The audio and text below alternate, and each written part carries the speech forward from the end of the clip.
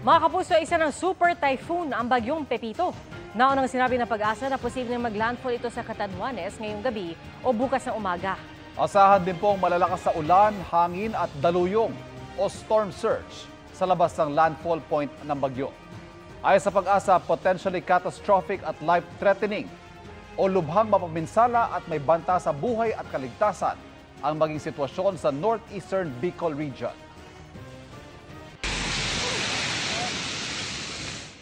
Walang humpayang hampas ng alon pagising kanina ng mga taga-Virac, Catanduanes. Patikim na ito ng storm surge o daluyong habang papalapit ang super typhoon Pepito.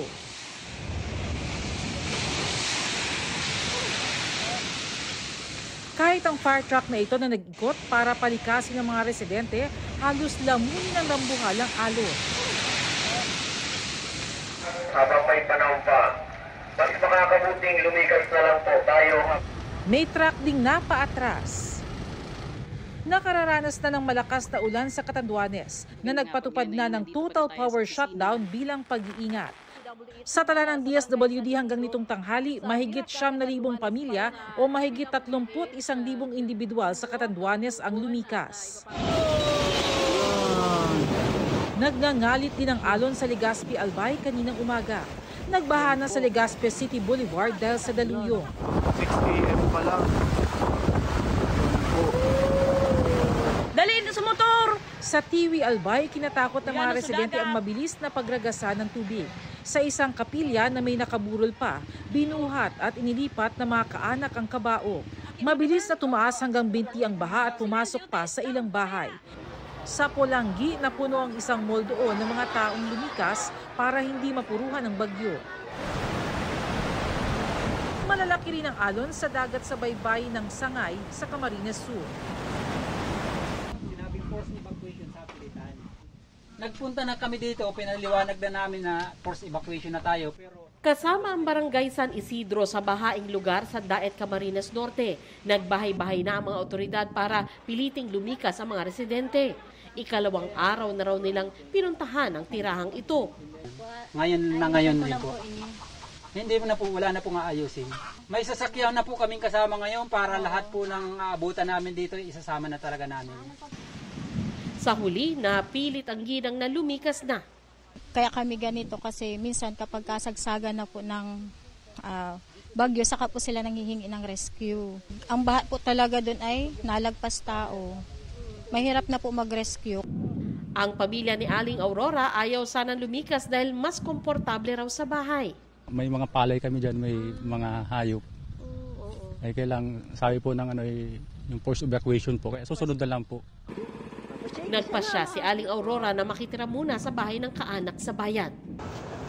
Ipinatupad ang forced evacuation sa mga barangay ng Bagasbas, Awitan, Gubat at Mambalite. Ayon sa Daet MDRRMO, mahalagang lumikas ang mga nasa tabing dagat at flood-prone areas bago dumilim dahil inaasahan ang walang humpay na pag-ulan mula ngayong gabi hanggang bukas. Hindi dadaan sa amin yung mata, pero nasa inner wall kami, wala po kaming pahinga. Bawal ng mangisda pero kaninang umaga may mangilan-ngilan pa ring sumubok na maghanap buhay. Kilalang surfing destination ng Daet pero bawal muna ang surfing dahil sa bagyo. May mga may sakit, matatanda, at mga bata. Ang mga unang inilikas sa gitna ng preemptive evacuation sa mga kritikal na lugar sa Tagkawayan, Quezon. Dala ang mga personal na gamit. Siksikan ang mga residente sa maliliit na sasakyan papunta sa mga evacuation center. Grabe po talaga ng kabak po kahit nung kahapon po ito. Kasama ni Aling Corazon na maagang lumikas ang kanyang kapatid na may malubhang karamdaman. Ang hirap na po ng ganyan, kalagayan ng kapatid ko eh. Ay bagyo pa. Kasama naman sa paglikas ni Miriam ang 5 anak niyang mga menor de edad pa. Ang bunso, 7 buwang gulang lang. Kakatakot po. Lalo po't maliliit po itong mga anak ko. Hanggang alas 4 ng hapon ang preemptive evacuation. Sunod naman ang paghahanap ng mga otoridad kung meron pa mga naiwang residente para naman sa forced evacuation. Sa ayaw po nila at sa gusto, kailangan po talaga nilang lumikas. Kung sakali man yung ari-arian, mga bagay na mawawala, pwede mapalitan, pero yung buhay ay medyo malaking usapin po yun. Pero may mga residenteng tila di alintana ang panganib na dala ng paparating na bagyo. Tuloy sila sa kasiyahan at inuman kahit may paalala na ng forced evacuation. Nang balikan ng mga otoridad, natsyempohan nila ang grupo.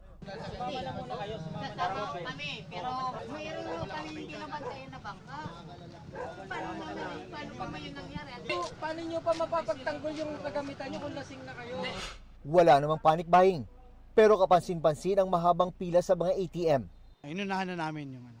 Siyempre dapat laging handa. Para makapaganda kami kung ano mang pangailangan na dapat namin mabili.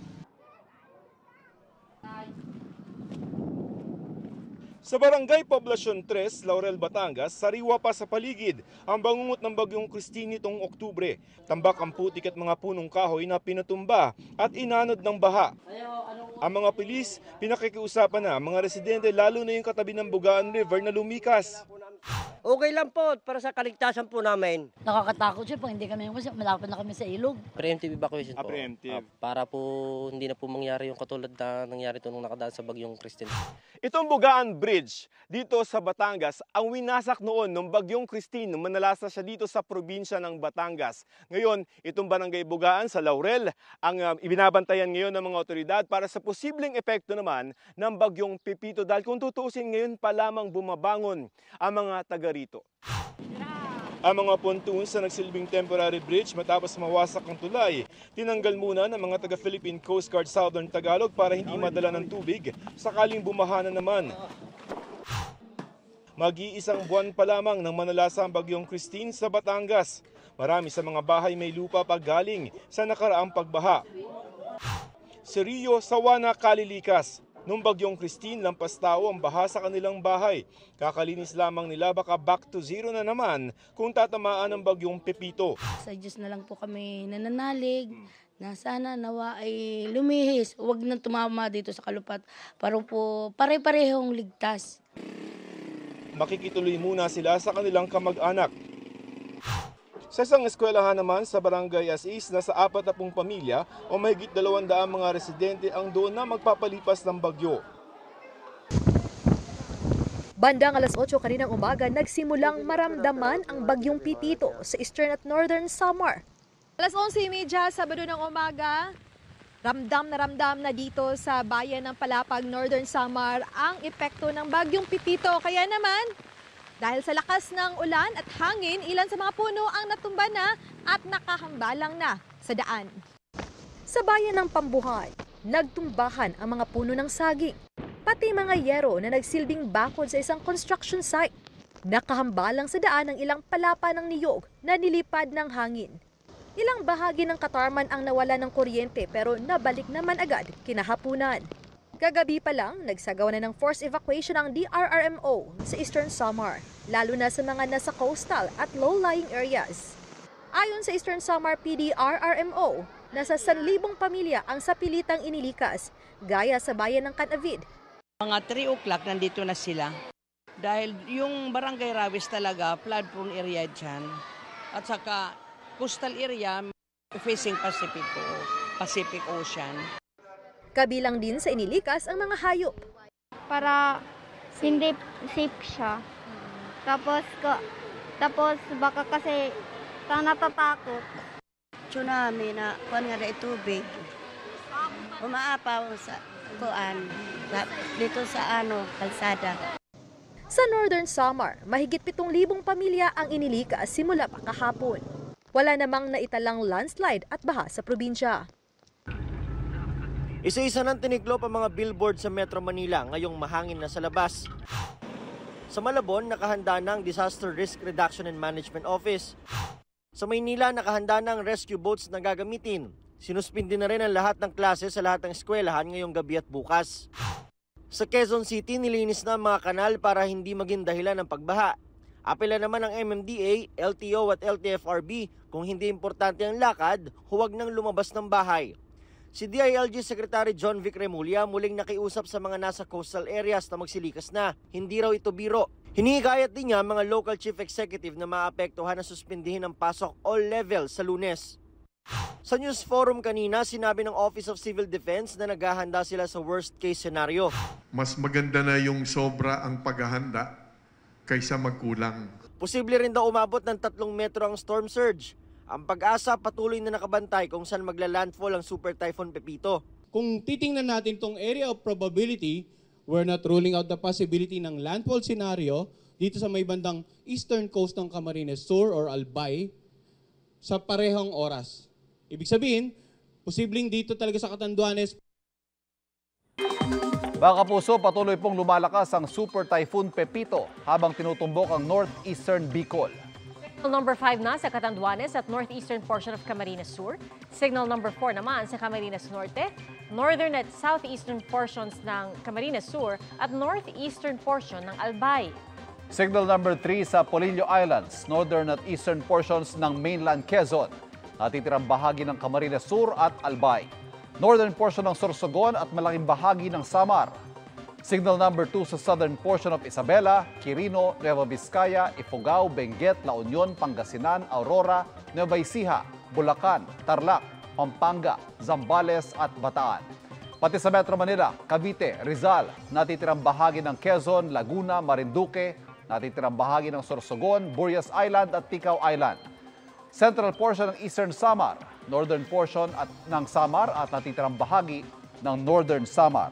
Signal number 1 naman sa mainland Cagayan, natitirang bahagi ng Isabela, Apayao, Kalinga, Abra, Mountain Province, Ilocos Norte, Ilocos Sur, Batangas, La Union, natitirang bahagi ng Pangasinan, natitirang bahagi ng Zambales, Batangas, northern portion ng Occidental Mindoro, kabilang ang Lubang Islands, northern portion ng Oriental Mindoro, Romblon, natitirang bahagi ng Masbate, natitirang bahagi ng Eastern Samar, natitirang bahagi ng Samar, Biliran, northern at central portions ng Leyte, northeastern portion ng Southern Leyte, northernmost portion ng Cebu, kabilang ang Bantayan Islands, pati na sa northernmost portion ng Iloilo at northern portion ng Dinagat Islands.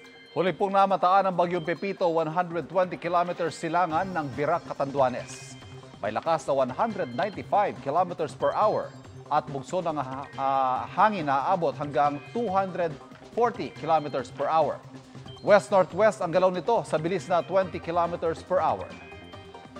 Sa latest bulletin ng Pag-asa, posibleng maglandfall ang bagyo sa Catanduanes ngayong gabi o bukas na umaga. Hindi rin inaalis ang posibilidad na maglandfall ito sa Camarines Sur o Albay. Posibleng daanan ng bagyo ang Bicol Region, Central Luzon, Quezon at southern portion ng Ilocos Region at Cordillera Administrative Region bago lumabas ng PAR sa Lunes. Dahil po sa bagyo, asahan ng intense to torrential rain sa Catanduanes, Camarines Sur, Albay at Camarines Norte. Uulanin din ang Quezon, Northern Samar at Sorsogon. Din ang ilang bahagi ng Eastern Visayas, Central at Southern Luzon.